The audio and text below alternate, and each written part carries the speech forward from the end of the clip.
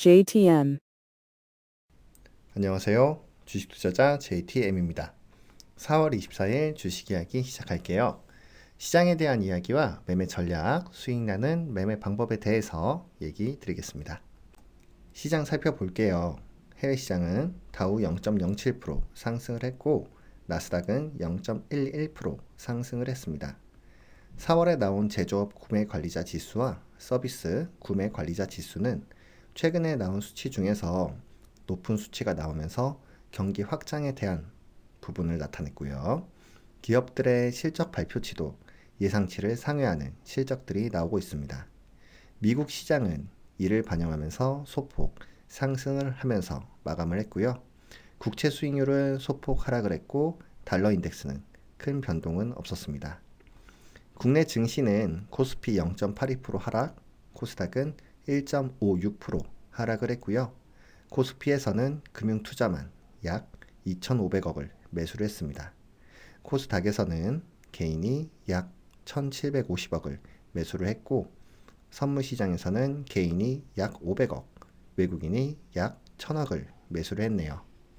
전체적으로는 개인이 약 1,400억을 매수를 했고 금융투자를 제외한 기관은 약 3,200억을 매도했습니다.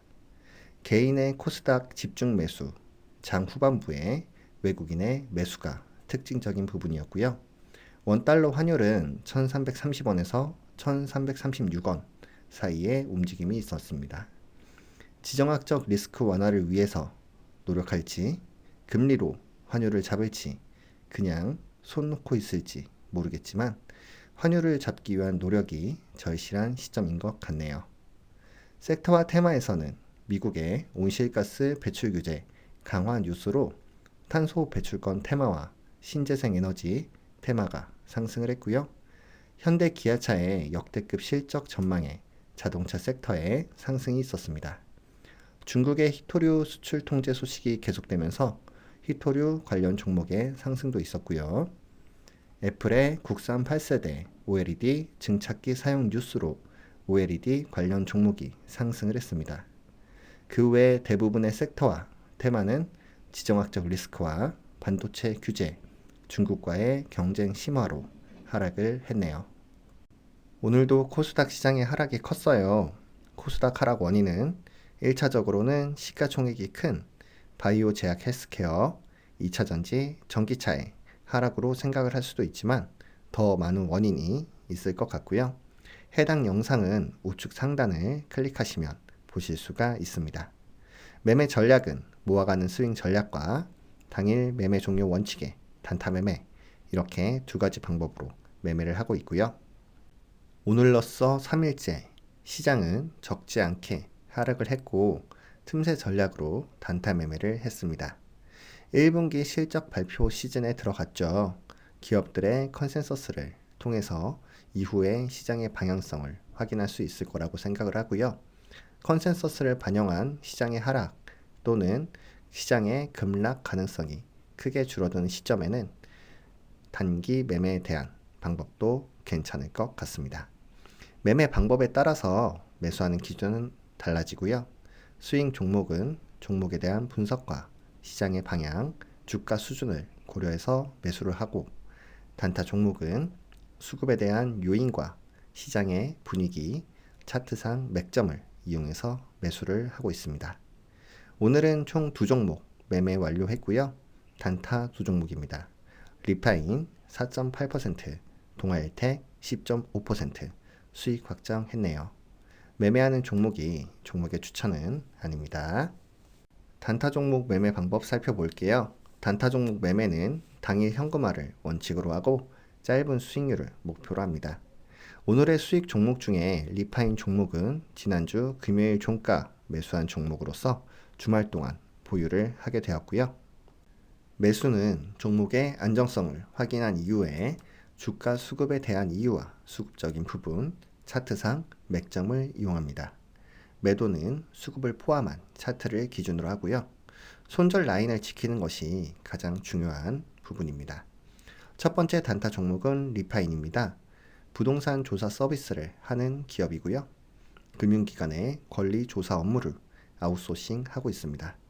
전세 대출, 담보 대출 등의 부동산 금융 리스크 해치 비즈니스 모델을 개발했고, 최근에 전세 사기가 피해가 계속되면서 전세 보증보험 필요성이 언급되고 종목에 수급이 있었습니다.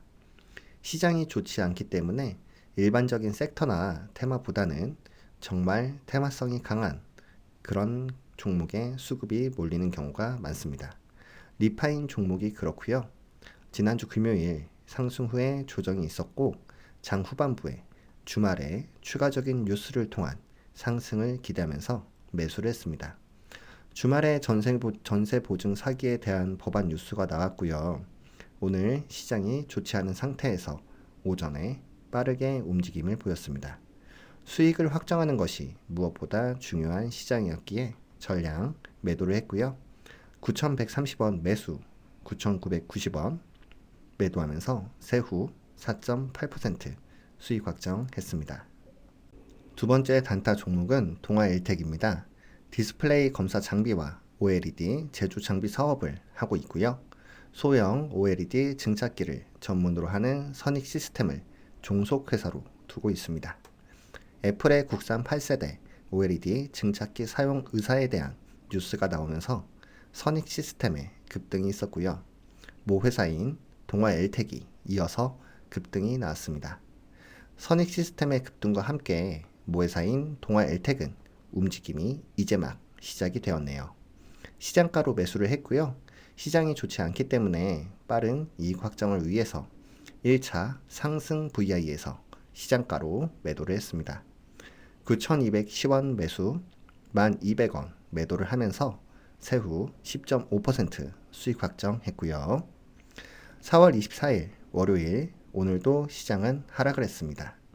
지정학적 리스크와 환율을 필두로 각종 뉴스에 시장의 해석도 부정적인 부분이 많았어요. 투자 심리도 좋지 않았고요.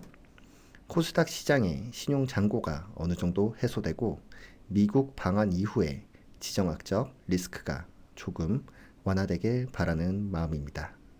환율에 따라서 증시의 변동성이 커져 있고 실적에 따른 기업 주가의 등락이 큰 시기입니다. 시장에 따른 현명한 매매 전략과 기준에 맞춰서 실전 매매하는 것이 중요하고요. 무엇보다 종목의 선별이 가장 중요할 것 같습니다.